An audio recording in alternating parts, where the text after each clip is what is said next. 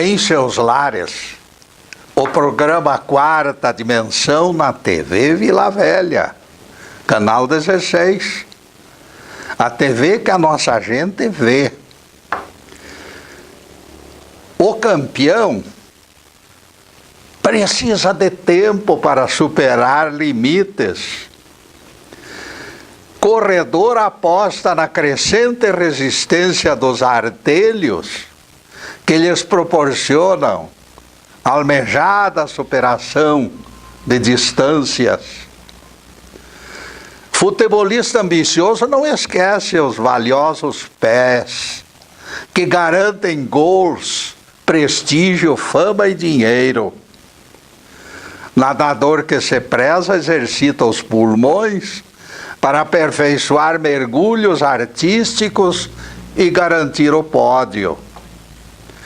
A evolução atinge a mente, o espírito e o próprio corpo, formando gerações vitoriosas com benefícios para os próprios descendentes.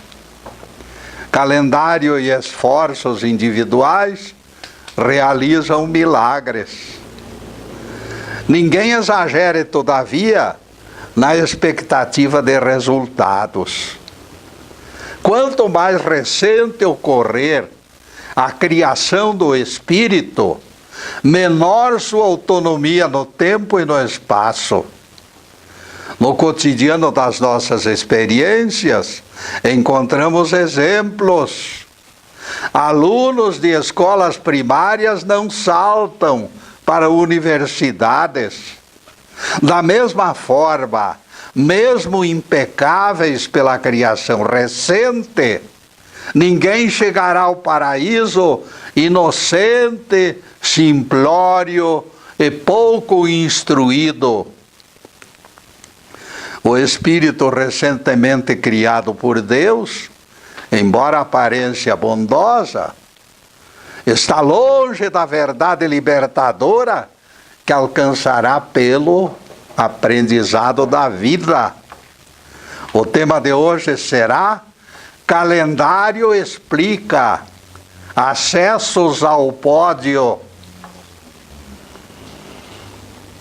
A pergunta do Crispim dos Anjos desta vez é do tipo treme-terra e foi arrancada do fundo do baú. Getúlio, ele disse,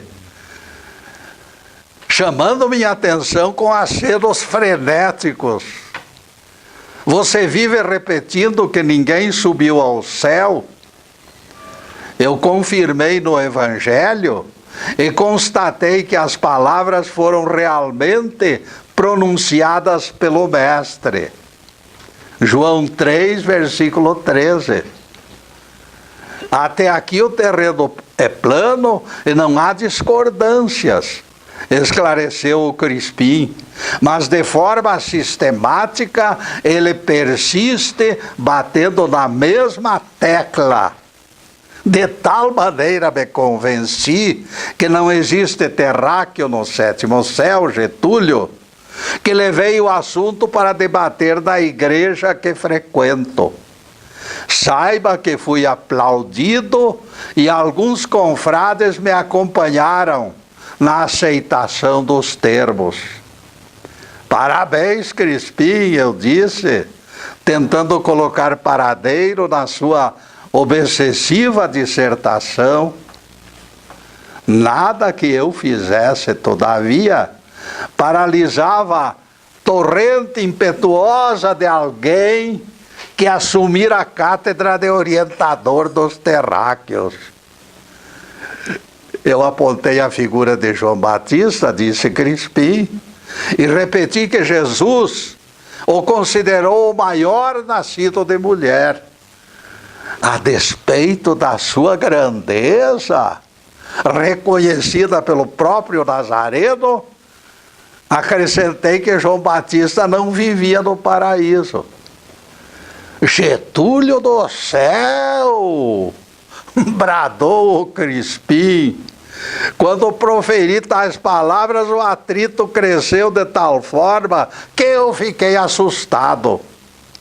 Ninguém aceitou que o maior nascido de mulher não merecesse a bem-aventurança.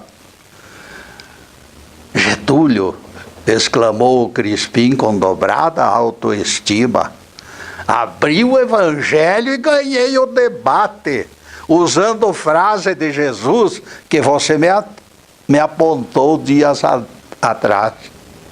O menor no reino dos céus é maior do que ele, do que João Batista. Mateus 11, verso 11. Eu proclamei, seguro do que estava dizendo. Depois do anúncio destas palavras, ninguém se atreveu a me contestar. Se João Batista morasse no céu, Jesus não diria que alguém menor nos céus era maior que ele. João Batista ocuparia a figura de menor e não o outro. Se Jesus chamou o outro de menor, é que João Batista fica excluído. Elementar, meu caro Watson, disse o Crispim para enfeitar o pavão. Quando pensei que a conversa terminara, eis o Crispim de volta trazendo o João das Farinhas para completar o time. E os dois voltaram ao mesmo assunto. Getúlio, disseram ambos ao mesmo tempo, ainda nos falta entender um aspecto desta questão. Ainda conservamos dúvidas sobre as razões que levam os teólogos a desprezar a clareza de Jesus. Veja, Getúlio, que o texto diz: ninguém subiu aos céus. E os chamados guardiões da Bíblia continuam desprezando estes termos. Eles colocam Abraão no 7º céu, na parábola do rico e Lázaro. Como explicar, Getúlio, essa insistência dos que se intitulam donos da Bíblia, quando aparentemente não enxergamos outro entendimento? Você está por fora da realidade, Crispim. Os teólogos são hábeis estrategistas, e ai deles se eles não fossem, porque a Bíblia se encontra repleta de ciladas que desfazem sofismas. Tudo que revela os buracos negros das fantasias teologais, eles escondem. Se as alegorias de Apocalipse não forem suficientes para esconder o perigoso texto, eles o sepultam nos 7 palmos do esquecimento. Não se falará mais nisso, senhoras e senhores. Para os teólogos, outros planetas não existem, é só a Terra e o seu inferninho, e o seu céu, e o seu purgatório. Eu não me aguento de curiosidade de conhecer as razões que nenhum terráqueo adquiriu o direito de viver no 7º céu. Paciência, Crispim. Censurando Simão Pedro, quando cortou a orelha de Malco, Jesus disse: acaso pensais que o Pai das alturas não mandaria mais 12 legiões de anjos se eu lhe pedisse? Por essas palavras, Crispim, nós ficamos sabendo que o paraíso é densamente habitado, embora terráqueos ainda não o habitem, por falta de merecimento. Número incontável de espíritos se encontra lá, depois do aprendizado, mas isto em outros planetas habitados. Nossa inferioridade se explica pela criação posterior de nossos espíritos. Não tivemos tempo para igualá-los no aprendizado.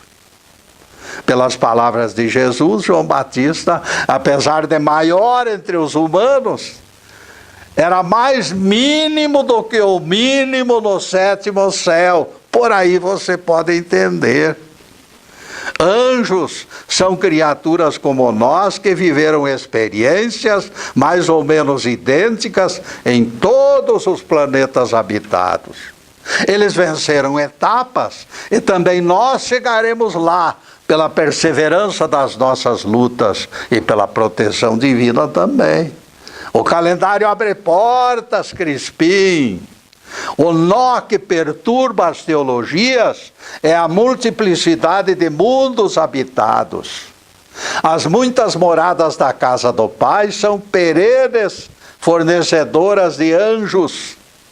Da terra ninguém se encontra lá, mas de outros mundos, eles são bilhões.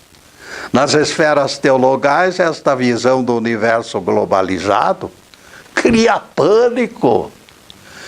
Eu já escutei sacerdote traumatizado dizer: supliquemos a Deus que jamais apareçam alienígenas para perturbar nossa obra de salvação. Eles temem a clareza neste caso, porque a clareza determinaria prejuízo certo para eles.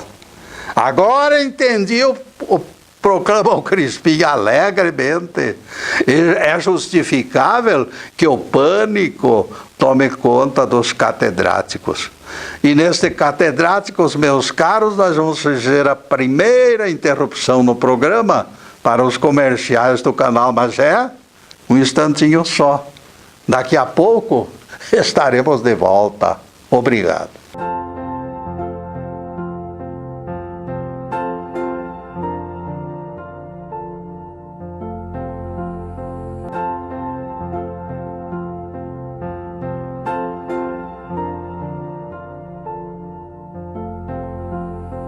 Já estamos no segundo bloco do programa Quarta Dimensão e convidamos vocês para acessar nosso site. Ele está na telinha, por gentileza de bons amigos. E não esqueçam das quase 200 palestras que se encontram no YouTube dia e noite, à disposição dos telespectadores.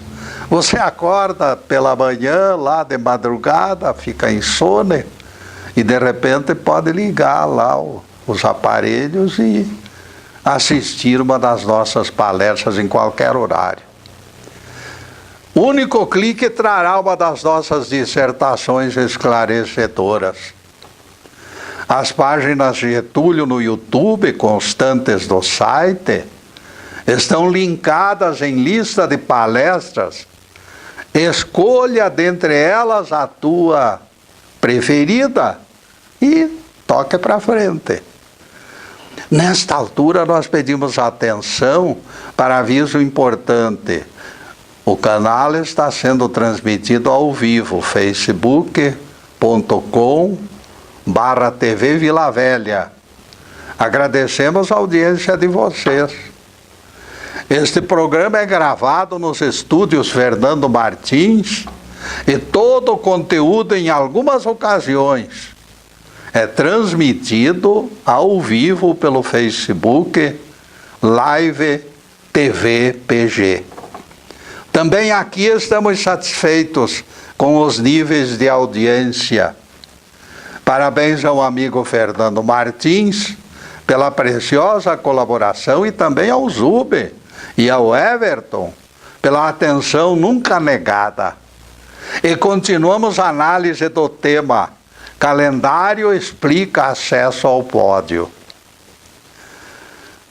O estágio em que se encontram os catedráticos, meus amigos, é a retaguarda dos tempos anteriores a Galileu Galilei. Pô, coisa muito antiga.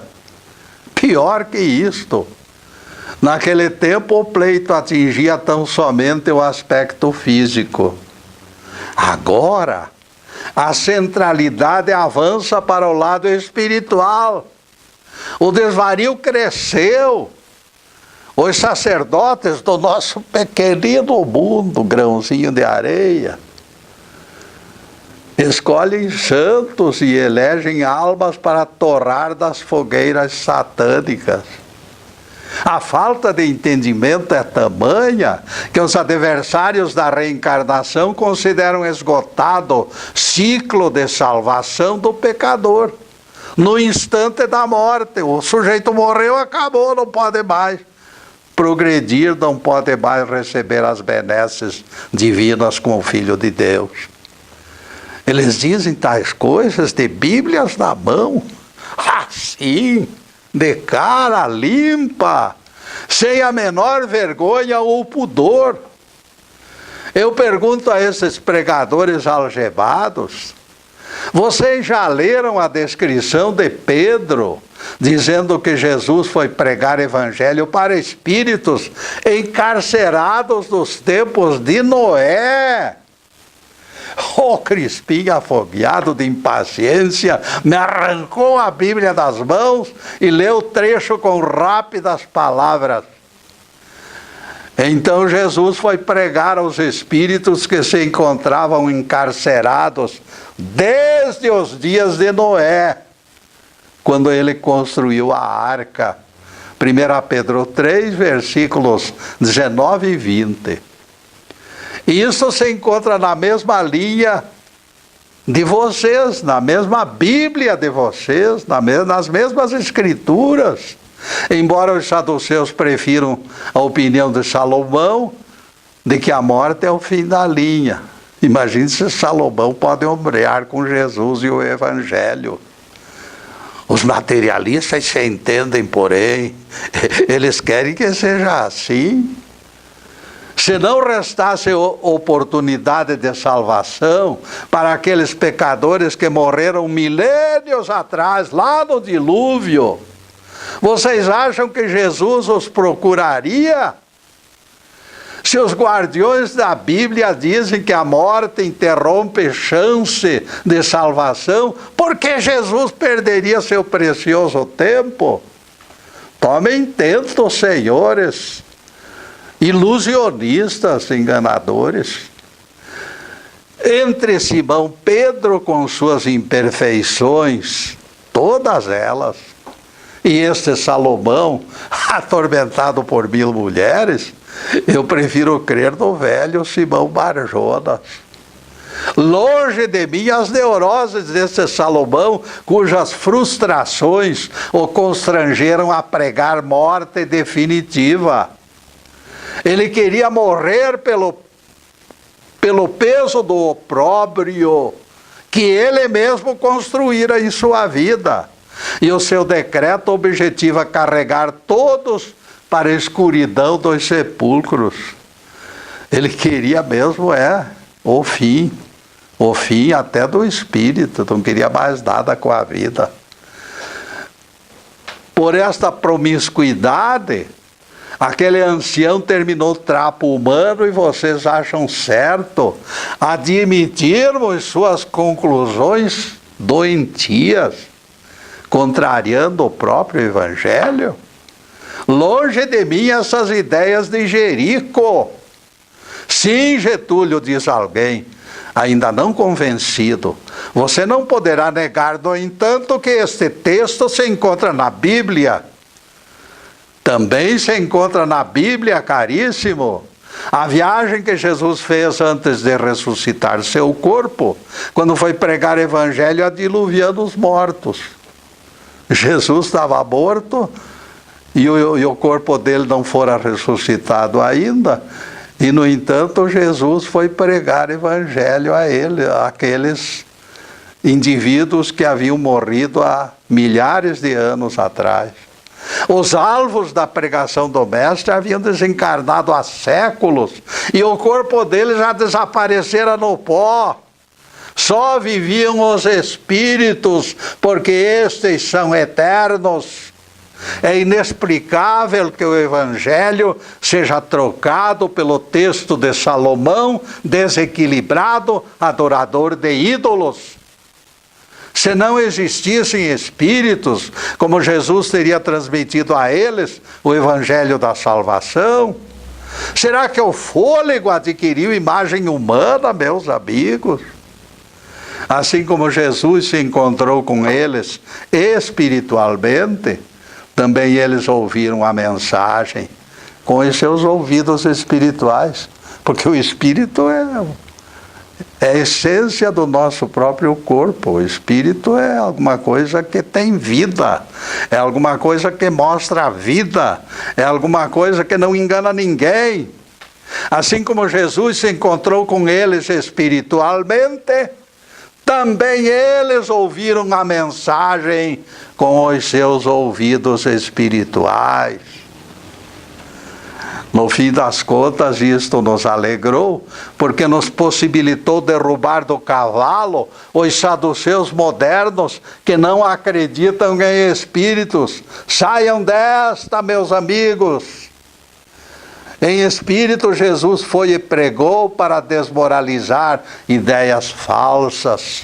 Em espírito, aquelas almas pecadoras se alegraram com a presença do Cristo, que lhes garantiu certeza de salvação futura. Pudera! Quem não se alegraria depois de séculos esperando em colônias espirituais a visita do Filho dileto de Deus? A visita era a certeza de que todos gozariam novas oportunidades, eles não estavam perdidos, não se encerrara a carreira deles, reencarnariam nova terra, novos céus, como profetizou Isaías, e dentro de comunidades continuariam aprendendo, continuariam lutando, continuariam praticando as coisas boas e se voltando para Deus. A promessa é de Jeová: eles edificarão casas e nelas habitarão, plantarão vinhas e comerão de seus frutos. Isaías 65, versículo 21. Não trabalharão de balde, nem terão filhos para destruição, porque serão a posteridade bendita do Senhor, e os seus herdeiros estarão com eles.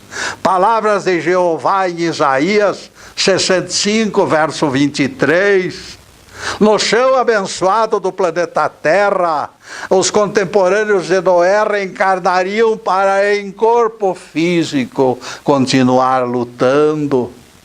Este é o panorama do evangelho autêntico que o espiritualismo moderno nos apresenta.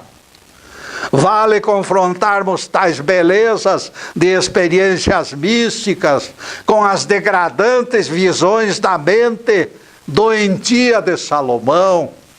As visões do rei só podem resultar de obsessões de espíritos que desencarnaram carregando projetos vingativos. Salomão queria que as almas fossem fechadas em sepulturas para que o seu próprio espírito morresse de verdade e para sempre. O velho e desventurado rei de Judá deve ter sido atacado por depressão, e o seu desejo era que a morte o destruísse. Os ídolos do astral inferior que ele adorara, levado pelas amantes, nunca deixaram de caminhar ao lado deles. Olhando por este prisma, lamentamos a triste figura de Salomão nos finais da sua vida e entendemos o seu pessimismo. Fugindo da péssima aura de Salomão, voltamos ao nosso Rabi em busca de refrigério, segurança e equilíbrio. Imaginamos o mestre nas imediações de Jerusalém, quando foi abordado pelos saduceus. A seita dos saduceus era inimiga dos fariseus. Seus membros não acreditavam na existência de espíritos, como muita gente ainda hoje não acredita, e apontavam sepulcros como prêmios. É um absurdo. Em poucas palavras, o Nazareno entupiu o canal de argumentação dos negadores do Espírito. Mas isso vamos falar mais adiante, meus caros, porque agora nós vamos fazer mais uma pequena interrupção no programa para os comerciais do canal. Mas é um instantinho só. Daqui a pouco estaremos de volta. Obrigado.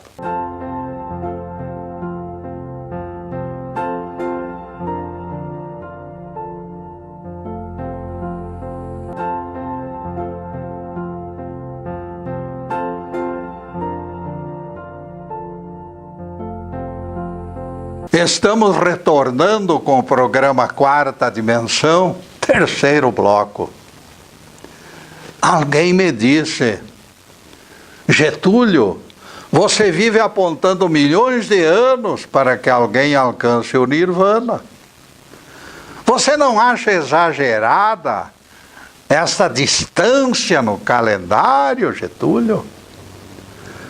Conhecendo meu interlocutor, que eu conheço o sujeito, como paladino do defensor do inferno eterno,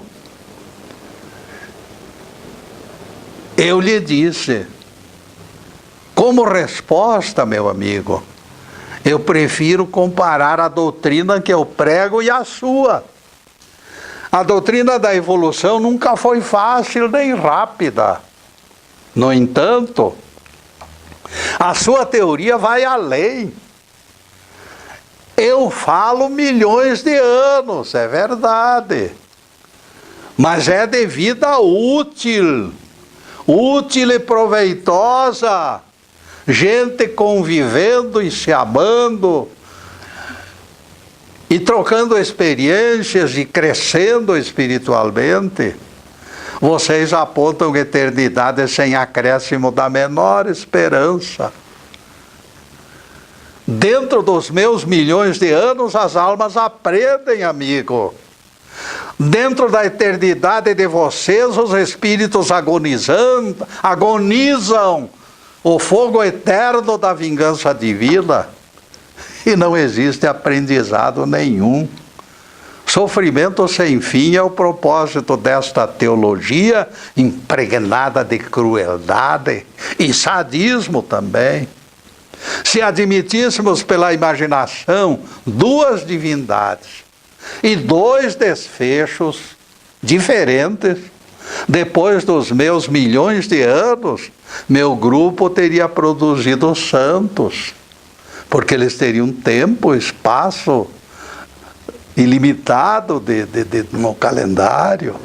A eternidade dos teólogos, ao contrário, continuaria mantendo acesas as fornalhas infernais, sem a menor explicação, e nenhuma alma liberta. Jesus deixou claro: em verdade te digo, não sairás dali enquanto não pagares o derradeiro centavo. Mateus 5, versículo 26.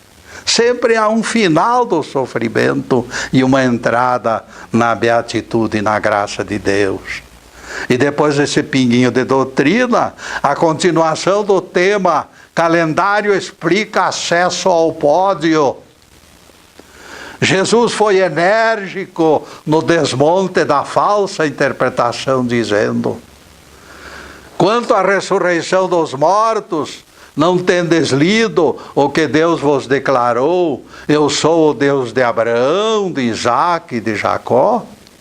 Ora, Deus não é Deus de mortos, e sim de vivos.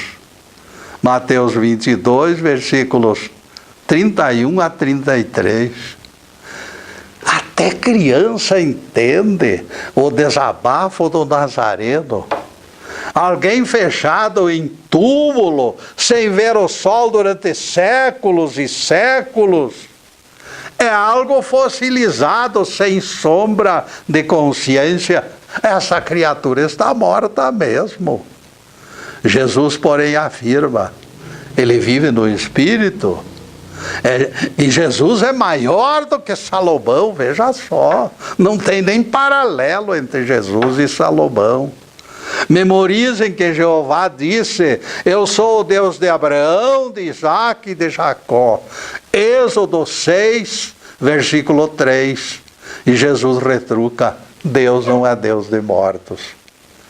Dá para entender, não dá? Aliás, somos obrigados a colocar a modesta contribuição neste imbróglio, elaborado pelos saduceus antigos e mantido pelos modernos. Deus não é Deus de múmias, senhoras e senhores. Deus é Deus de espíritos imortais que já nasceram eternos. Vocês acham que Jesus falaria de vida, referindo-se aos patriarcas, não fossem seus espíritos lúcidos e não poluídos pela morte, o pó dos corpos de Abraão, Isaque e Jacó, naquela altura, caberia numa colher de chá, de tão diminuído e ressecado pelo tempo. Praticamente nada restava dos corpos físicos dos patriarcas, já nos tempos de Jesus, imagine hoje. E tal coisa valoriza a revelação de que os seus espíritos estavam vivos. É ao espírito que Jesus se referia. A citação do mestre não deixa dúvidas. Deus não é Deus de mortos, e sim de vivos. Mateus 22, versículo 33. Aceitando que os saduceus modernos rejeitam as escrituras quando negam os espíritos, entenderemos Jesus. A hora do juízo final ainda não é chegada, analisem comigo, entendam isto, por favor. Ninguém traga a ressurreição de corpos mortos como argumento. A frase do Cristo mostra vida incessante, enquanto Salomão fala em múmias retorcidas, múmias ressecadas. Promessa de ressurreição não esconde restos mortais mumificados em algum tempo no calendário. A corrupção da carne é fenômeno indiscutível. Os próprios teólogos admitem deterioração pela natureza. Tal circunstância garante que Jesus não se referia a corpos físicos quando falou de vida abundante e de vida incessante. Não fosse consciência imorredora do espírito imortal, presente de berço, e concluiríamos erroneamente que Jesus blefava. Aliás, eu sigo mais longe nessa matéria controvertida. Os próprios saduceus modernos, que negam qualquer ingerência ou manifestação de alguém morto, pregam ressurreição extemporânea de Elias. É a coisa mais incoerente que se possa conceber e admitir. Levianos e irresponsáveis, eles desmoralizam suas próprias doutrinas, criando exceções e se afundando em areia movediça. Elias ganhou asas inexplicáveis e, segundo as fantásticas artimanhas dos intérpretes, seguiu voando para o aconchego do paraíso, com aquele corpo pesado do corpo físico. Seu corpo pesado foi sustentado e conduzido, não sei por qual instrumento, eu pergunto, pois naquele tempo ainda não existiam aviões para transportar o corpo de Elias. De repente eles passam rasteira no adorado Salomão deles, e o abandonam e o deixam falando sozinho. Vocês devem estar lembrados de que o Salomão deles não admitia que os desencarnados sequer pensassem. Desencarnado não tinha consciência nenhuma, dizia Salomão. E o profeta Elias, mesmo desencarnado, desmente o velho rei, realizando proezas do transporte aéreo do seu corpo. Viajou pelo espaço sem lenço, nem aeronave. Elias e Moisés descansam seus corpos no paraíso, ressuscitados antes do juízo final. E antes de Jesus, contrariando as primícias de Paulo. Vejam que é difícil trocar ideias com este tipo de gente, meus caros. Conforme conveniência, a teologia deles vai mudando de cor como verdadeiros camaleões. Quando faltam argumentos, eles se refugiam em Apocalipse, buscando alegorias que sustentem lições sem a menor lógica. Dia desses, certo pregador dessas ideias garantiu que não existem colônias espirituais onde habitam os chamados mortos.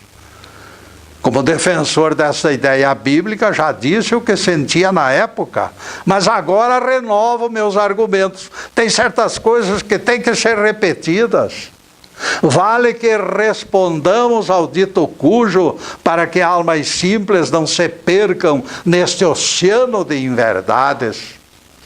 Nós voltamos ao assunto da viagem de Jesus, quando foi pregar seu evangelho aos encarcerados, ainda nos tempos do dilúvio. Vamos repetir isso aqui porque é muito importante e oportuno. A questão das colônias espirituais se encontra explícita. Os corpos daquelas criaturas antediluvianas, milênios depois, já tinham virado pó, mas os seus espíritos se encontravam encarcerados naquele local. Jesus foi lá e pregou o evangelho em favor deles, instruindo aquela gente. Prisioneiros ou encarcerados demandam locais onde aguardem sentenças. Fica bem claro, portanto, que existem espaços onde os desencarnados esperam solução para seus futuros. Aqueles chamados mortos há milênios mantiveram-se conscientes, escutando cada palavra da pregação de Jesus. Jeová provisionara colônia espiritual adequada. A doutrina da morte sem consciência do velho rei foi desmoralizada outra vez pelas próprias escrituras. Vejam que bastará esquecer a doutrina furada de Salomão e melhor entenderemos os fenômenos do desencarne. Daqui a pouco voltaremos, meus amigos, ainda temos mais um bloco pela frente. Mas, de qualquer forma, agradecemos a presença de vocês e continuem no sofá esperando. Obrigado.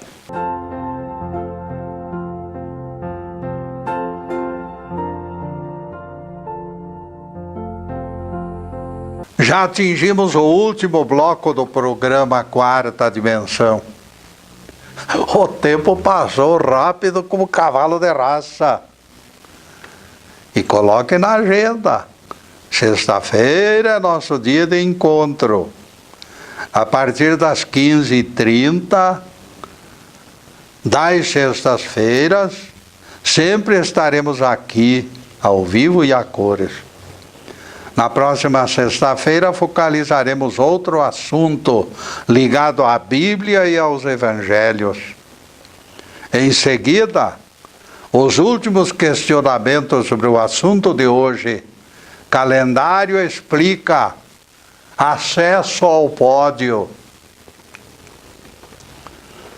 Em seguida, meus amigos, passaremos a outro episódio que também endereçamos aos saduceus modernos. Trataremos da parábola do rico e do Lázaro. Esta história é valorizada pela autoria do próprio Jesus. Quando Jesus faz algo, meus amigos, eu tremo de emoção até. Foi ele que nos enriqueceu com essas notícias preciosas do outro mundo. O rico se regalava esplendidamente, comendo e bebendo do bom e do melhor, e se exibindo em suas roupas de linho finíssimo. Sua vida era sucessão de festas e badalação. O mendigo Lázaro aproveitava migalhas que escapavam da mesa e disputava aquelas migalhas com os cães que passavam por ali, igualmente famintos. Aconteceu que ambos morreram. Rico e mendigo partiram para o outro mundo. E de repente a coisa se modificou para os dois. Inverteram seus papéis. Através da justiça mais alta, onde a impunidade é desconhecida, ambos receberam exatamente conforme as suas obras. Nem tostão a mais, nem tostão a menos. O rico de repente percebeu, em razoável distância, o mendigo Lázaro, lá do outro lado, refestelado, feliz, em aposento 1000 vezes melhor do que o seu. A colônia que abrigava o novo hóspede era aprazível e aconchegante, e o próprio pai Abraão o atendia nas suas necessidades. Vejam só, o pai da fé atendendo aquele pobre Lázaro miserável, coitadinho, que vivera uma vida toda na mendicância. O rico, egoísta e perdulário não suportou o tratamento desigual e gritou revoltado: Pai Abraão, tem misericórdia de mim, ordena a Lázaro que venha me molhar a língua, pois eu não aguento mais estas chamas que me atormentam. E Abraão lhe respondeu: Filho, lembra-te que usufruístes todos os benefícios em vida, enquanto Lázaro nas tuas vizinhanças sofreu fome e sede. Eis que agora ele está consolado e tu em tormentos. Lucas 16, versículo 25. O Evangelho nos permite vislumbrar a verdadeira realidade do mundo dos chamados mortos, pelas palavras indiscutíveis do próprio Cristo. Além disso, esclareceu o pai Abraão: está posto grande abismo entre nós e vós, de tal sorte que não se permite troca de lugares. Nem os daqui passam para lá, nem os de lá passarão para cá. Lucas 16, versículo 26. Saibam que os saduceus modernos encontraram maneira de continuar obstruindo esta visão radiosa do mundo dos espíritos. Eles desejam escuridão mesmo. Apesar dos esforços para mostrar a realidade, onde todos serão salvos pelo Cristo interno, eles tentam amesquinhar o nosso Rabi. De início, eu não acreditei que eles fossem tão atrevidos. Mas alguém do grupo tentou me fazer engolir escandalosa declaração. Meus amigos, que coisa horrível! Jesus utilizou ficção literária para editar a parábola do rico e do Lázaro, disse a figurinha, sem a noção do ridículo a que se expunha. E o gajo completou a declaração inconsequente. Esta página, Getúlio, não exprime a realidade do que realmente acontece no além. Eles modificaram a citação de Jesus, dizendo que Jesus inventava. Se eu fosse atingido por raio, não ficaria tão perplexo quanto fiquei. Imaginem, senhoras e senhores, Jesus, aquele que se tornou o Cristo do planeta Terra, dependeria do faz de conta para divulgar o seu Evangelho? Tal afirmação seria ridícula se não se configurasse até uma blasfêmia. Isso é o máximo em termos de irresponsabilidade. Esses saduceus modernos parecem dispostos a vender as almas para impingir as doutrinas salomônicas impregnadas de falsidade. Raciocinem comigo. Jesus, como espírito dos mais antigos, criados por Deus, com milhões de anos de convivência com humanos, precisaria inventar histórias. É o fim da picada, senhoras e senhores. Entidades luminosas como nosso Rabi não precisam decorar coisa alguma, nem plagiar obras alheias, nem inventar potocas. Eles não são decorebas, nem carregam arsenais de notícias da memória, não. quando necessitam dados sobre as matérias mais controvertidas, bastará que acionem a sua faculdade intuitiva. Bastará. A resposta chega de imediato, por mais complicada que seja. Podem designá-la de intuição, percepção ou manifestação do Espírito Santo. Os qualificativos para nós pouco importam. O fato é que Jesus poderia ter discutido com Newton, Einstein, e esclarecido física quântica ou as origens do universo. Jesus estava preparado para tudo. Isto que Jesus expôs na parábola do rico e do Lázaro é a realidade deste mundo mágico que o lado inspirado da Bíblia nos apresenta. Somente os Cristos planetários ressuscitarão gloriosamente, envergando seus próprios corpos transformados em luz. Os aprendizes, nós os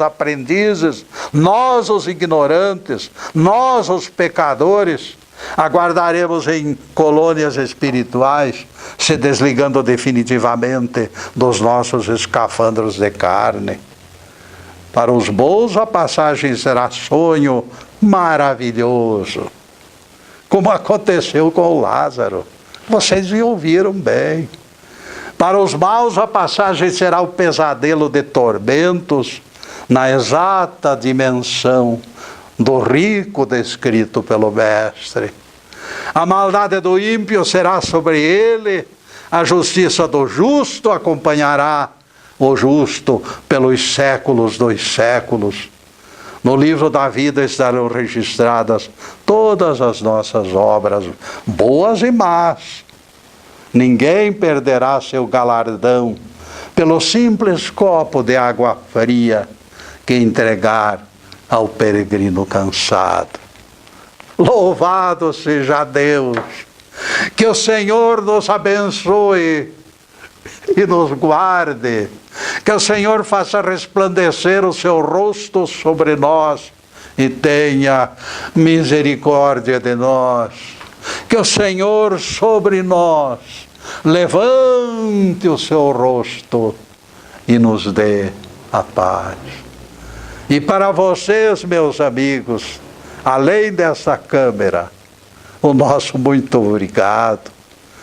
Muito obrigado de todo o nosso coração por aquilo que conseguires fazer em favor desse nosso trabalho.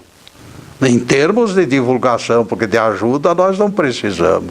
Ajuda financeira nem pensar.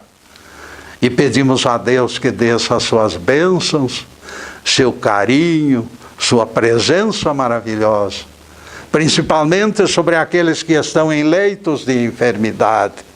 Que Deus possa envolvê-los com a cura.